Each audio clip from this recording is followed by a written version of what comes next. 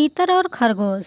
बहुत पुरानी बात है। एक जंगल में एक बहुत बड़े पेड़ के तने में एक खोल था। उस खोल में एक तीतर रहा करता था। वह रोज खाना ढूंढने खेतों में जाया करता और शाम तक लौट आता था। एक दिन खाना ढूंढते ढूंढते तीतर अपने दोस्तों के साथ दूर किसी खेत में निकल गया और शाम को नहीं लौटा। जब कई दिनों तक तीतर वापस नहीं आया तो उसके खोल को एक खरगोश ने अपना घर बना लिया और वहीं रहने लगा। लगभग 2-3 हफ्ते बाद तीतर वापस आया। खा खा कर वह बहुत मोटा हो गया था और लंबे सफ़र के कारण बहुत थक भी गया था। लौटकर उसने देखा कि उसके घर में खरगोश रह रहा है। यह देखकर उसे बहुत गुस्सा आ गया और उसने झल्लाकर खरगोश से कहा, ये मेरा घर है, निकलो यहाँ से।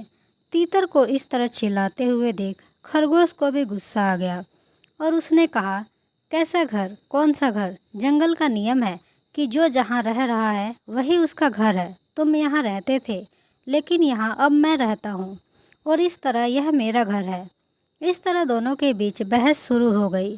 तीतर बार बार खरगोश को घर से निकलने के लिए कह रहा था और खरगोश अपनी जगह से टस से मस नहीं हो रहा था। तब तीतर ने कहा, इस बात का फैसला हम किसी तीसरे को करने देते हैं। उन दोनों को इस लड़ाई को दूर से एक बिल्ली देख रही थी। उसने सोचा कि अगर फैसले के लिए ये दोनों मेरे पास आ जाएं, तो मुझे इन्हें खाने का एक अच्छा अवसर मिल जाएगा। यह सोचकर वह पेड़ के नीचे ध्यान मुद्रा में बैठ गई और ज़ोर ज़ोर से ज्ञान की बातें करने लगी। उसकी बातों को सुनकर तीतर और खरगोश ने बोला, यह कोई ज्ञानी लगती है और हमें फैसला इसी के पास जाकर करना चाहिए।